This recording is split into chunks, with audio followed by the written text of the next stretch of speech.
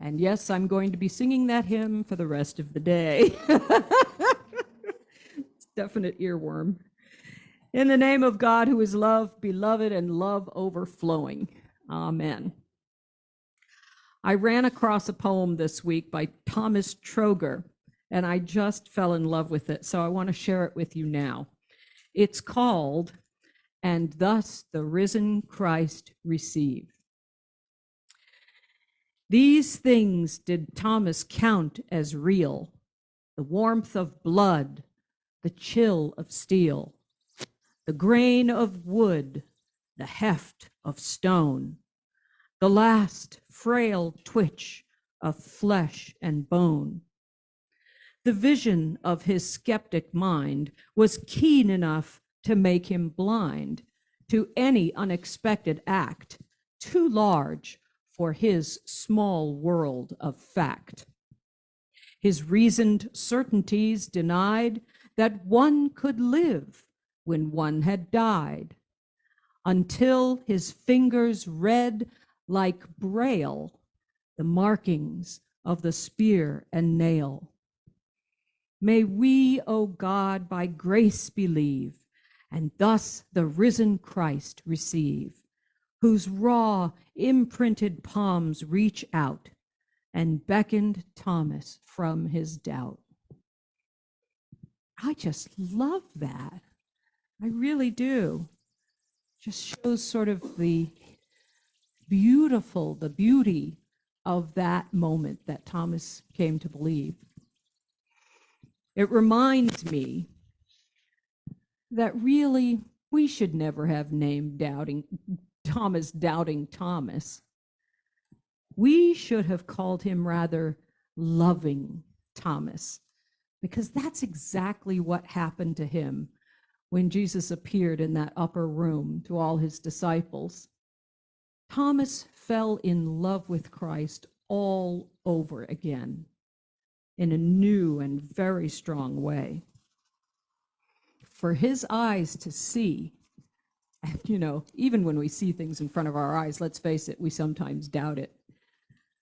The resurrection was not some silly parlor trick, but the beloved Messiah returning from what people are absolutely certain is the fact and the finality of death. And why? To assure the disciples of every age that, as the old song said, Christ's eye is on the sparrow, and he does actually watch over me. We make such a big deal out of doubting as though it were a sin, and there really is no reason for it. Even the greatest saints have had their time of doubt and or questioning.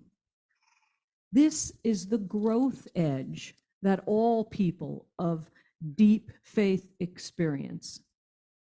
But if we keep just putting one foot in front of the other, we learn to live into our questions as people of faith and evolve in our understanding of that faith. Doubt is a great catalyst, actually, almost a great gift to coming to new understandings about our faith. It sets us on a journey of discovery where we find new ways of understanding the scriptures, new ways of understanding Christ's presence in our life. And thank God for that, or we would be overrun with very tribal fundamentalism, more so than now. There was an old story one of my teachers, Cynthia Bourgeau, once told me years and years ago. It was the story of an Orthodox monk who one day went to see his abbot at the monastery. For those of you who are unfamiliar with that, abbots are the head monk of the monastery. So this monk was going through a very dry spell. He was kind of racked by, not feeling anything from his prayer life suddenly. By the way, this is a very common occurrence from time to time. He complained to his abbot that he just wasn't feeling anything for God lately. He's getting bored reading the daily office and singing the same old psalms over and over again, just feeling spiritually dry. What the abbot told him, and this, of course, is an Orthodox story, the abbot told him to do 500 prostrations every day. Now, a prostration is not just getting down on your knees, it's getting right down flat on your tummy with your face on the floor and then getting back up again. It's done in every religion, really. And so the story ends with the monk regaining his faith in a new way because it got him out of the rut of his routine. Now, I'm not saying that becoming overly religious gets us out of our spiritual ruts or doubts, but what the old abbot said actually has great truth. If we just continue to walk through our doubts, to walk through our questioning, whether we feel mushy feelings from God or not, we find new reasons to believe. One of the questions we have to live into during times of doubt is, do we have faith in God so God will provide us something that we want, or some kind of emotional rush, like a drug? Years ago, I read this book, and I'm sorry that in one of my cleaning frenzies, I gave the book away, but it was called When God Becomes a Drug. You can see a lot of this in evangelical circles. Or do we have faith in God simply for the sake of loving God and for God's sake alone? There's a big difference. Love God from wishy feelings versus love God for just God's sake. It's a big difference.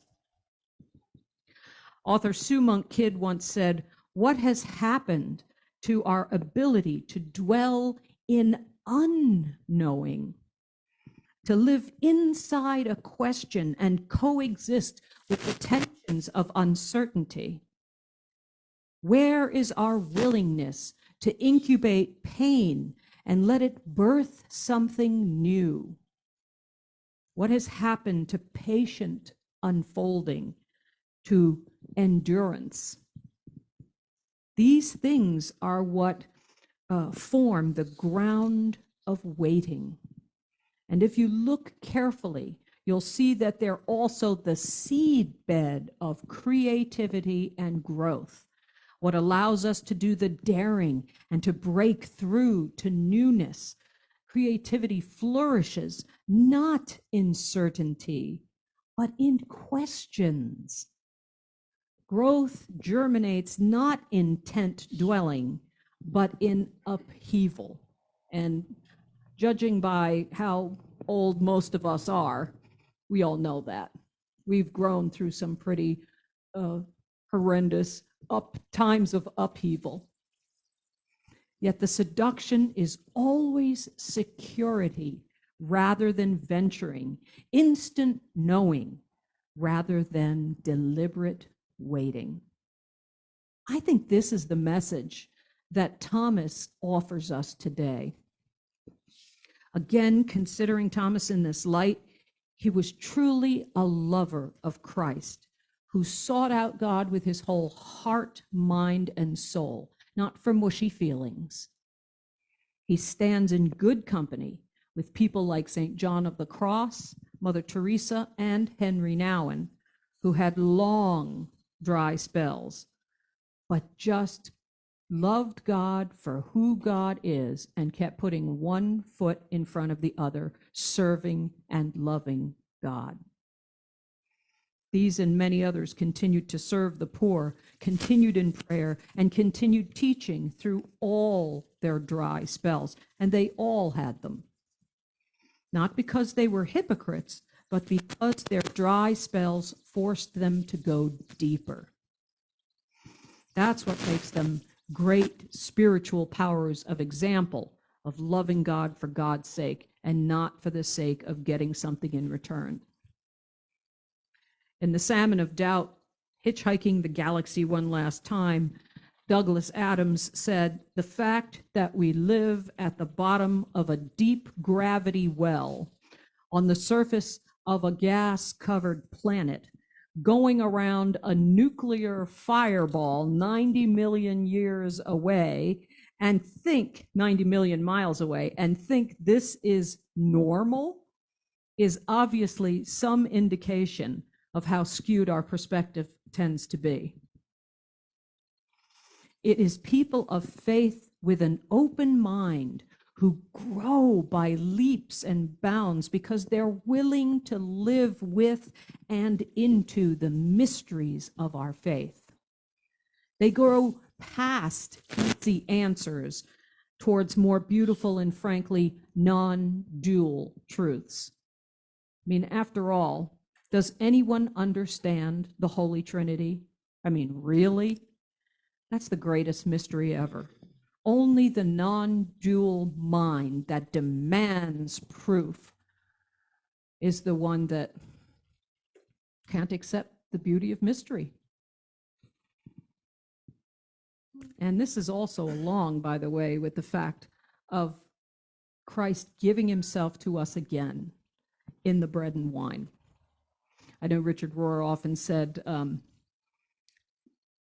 we need more convincing than the bread and wine that Christ is present. So today I want to challenge you all to see Thomas as a great power of example, something you probably never would have thought about and probably maybe never heard even. Someone who had the freedom to question and the openness to learn. Because with each experience of questioning and doubt, we receive Christ again in a new and an unselfish way, in love and for love.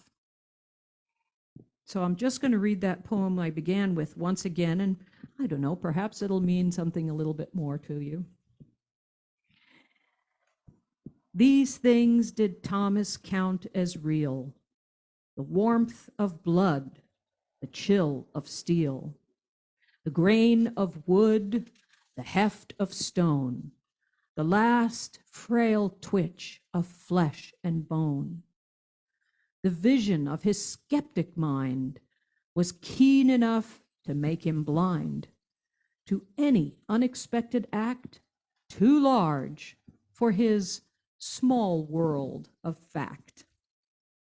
His reasoned certainties denied that one could live when one had died, until his fingers read like braille the markings of the spear and nail.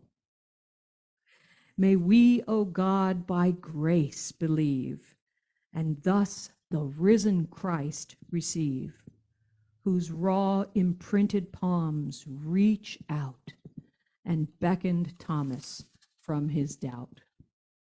Amen.